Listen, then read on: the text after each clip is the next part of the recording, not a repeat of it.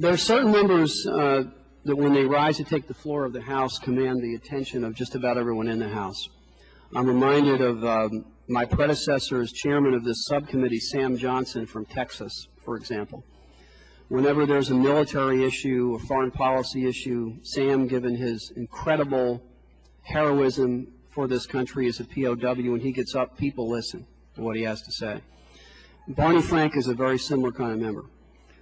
Whether he's talking about banking issues, housing, foreign policy, civil rights, Barney is one of those members when he rises to the floor to speak, people who agree with him and people who disagree with him stop and listen to what he has to say.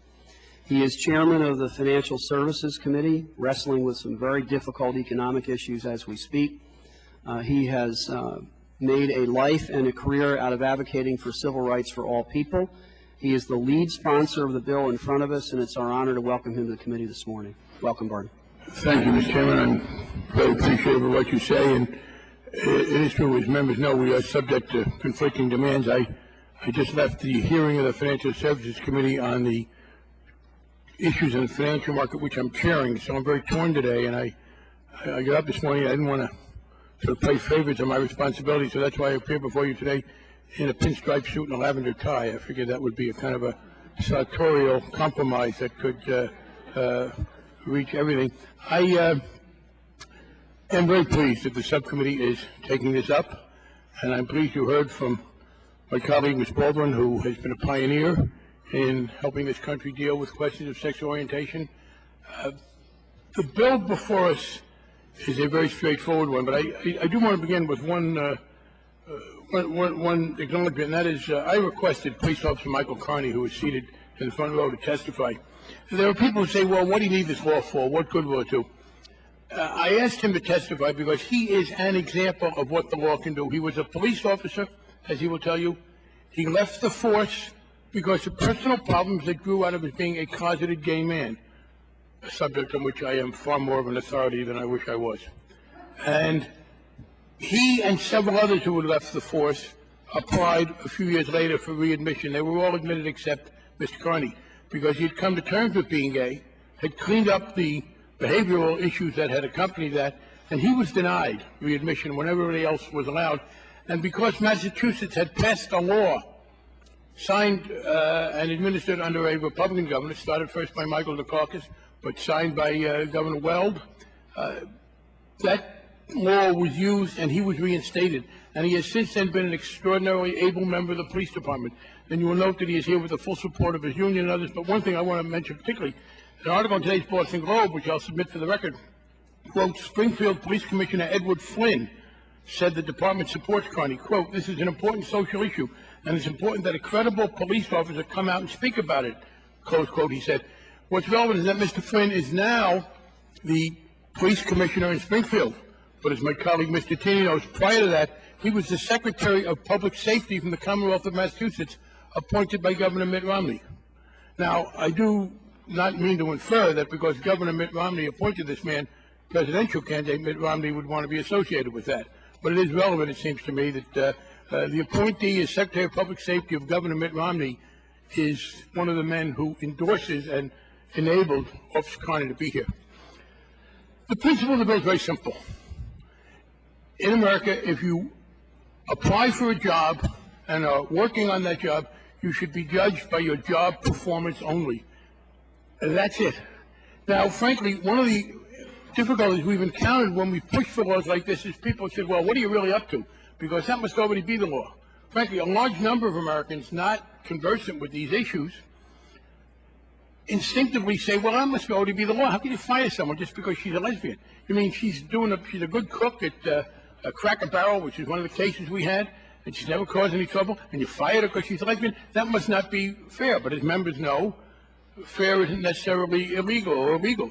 And it is not now, it is perfectly legal in most of the states of this country to fire someone or otherwise discriminate against that individual in employment because of his or her sexual orientation, wholly outside of any job-related issues.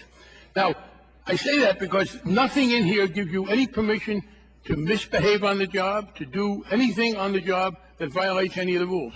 It explicitly says no affirmative action. I believe in affirmative action in the race area. but I think that the cases of race discrimination and sexual orientation discrimination differ in many ways, and this explicitly disavows any affirmative action. It says you do not have the disparate impact for members who are, and I noticed one of the witnesses said, well, you don't do that well enough. Fine, fix it up more. Because this is not an effort to have affirmative action. By the way, you couldn't do affirmative action because we still reflect people's right of privacy. And it would be impossible because the only way you could do a disparate impact would be to compel everybody to tell his or her sexual orientation, which we certainly don't want to have happen. So you couldn't even begin to make a disparate impact case unless you got the sexual orientation of everybody at the workplace, and nobody, I hope nobody wants to see that. So it explicitly disavows affirmative action. It also tries to respect the autonomy of religious organizations. Again, I notice some of the religious organizations says it doesn't do it well enough. Fine, let's work together to do it better. The principle that we should not impinge on them is there. What that leaves us with is you don't fire someone, you don't refuse to hire someone because he or she is gay or lesbian. And people have said, well, what about my right to my opinion? People have their rights to their opinions. People have a right to be racist. People have a right to dislike certain religions. What you don't have a right to do, I believe, in our system is in your economic interactions with people, be prejudiced against them on that. In your personal life, who you associate with, who comes to dinner at your house, all of those are left untouched by this bill. It is narrowly on employment. And then we have the issue that my colleague so ably discussed of the transgender. And I understand that it's a new issue for people. There are people who were born with the physical characteristics of one sex who strongly identify with the other. Some of them have a physical change, some of them don't. Let me make a plea to all of my colleagues. These are people, think what it must be like to be born with that set of feelings. Think what it must be like. Think what stress, what agony you go through to defy society's conventions to the extent where you make that kind of a statement. This is something people are driven to do. Is there any reason why any of us should make those lives of those people more difficult than they already are? Obviously, these are people who are coping, and things are getting better.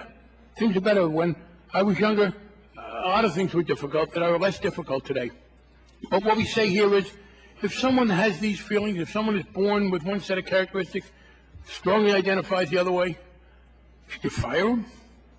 You deny him a promotion. You say no matter how good your job is, that makes me uneasy, so out you go. Now we say in here you can make rules that those people have to abide by. They have to dress in a gender-consistent way. We say in there, there is an issue. We shouldn't have to talk about it, but we do.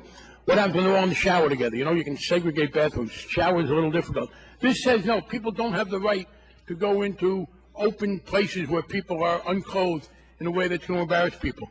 Now, we talk about an accommodation again. People said, well, you didn't do that well enough. There's room for some fine-tuning there, but on a fundamental principle, particularly for those people who are themselves made the most uneasy by the transgender issue.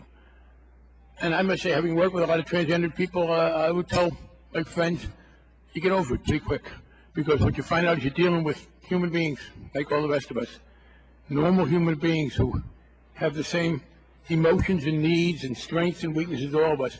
But for those who are not yet at the point of comfort with them, do we really feel driven to make lives harder for these people who already have to know? And by the way, I just want to deal with this choice issue. No one, I believe, in the history of the world has said, you know what, life's too easy. I think although I was born a woman, I'm going to act like a man. I think that would be a real lark. I think I'll just go through life that way and invite physical abuse and invite all kinds of ridicule. So that's all we're saying. And let me say here, final appeal. If there's any institution that ought to understand this, it's here. Let me tell you what I know. This institution, we as members, are very well served by a large number of gay and lesbian employees.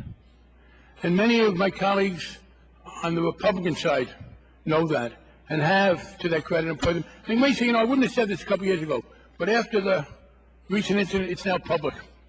For years, the clerk of this House was a gay man, a Republican named Jeff Trandle, whose orientation became public because he behaved in a very honorable and admired way in the issue of our former colleague, Mr. Foley. And the Ethics Committee saluted Mr. Trandle. You know, Jeff Trandle is an example, and I know Jeff well, and he's a friend whom I respect and admire. And look at the role he played. How much easier it would have been, maybe some troubles could have been avoided, if there were legal protections that he and others would have had, so they would not be subject to pressures. I will acknowledge, yes, as Mike Carney's example will show, as my own example will show. People say, well, you know, some of these gay people are misbehaving. Yeah. Living a life that you were trying to hide for others is not a prescription for model behavior. And you do dumb things in the closet sometimes. It's not an excuse. It's your fault when you do them.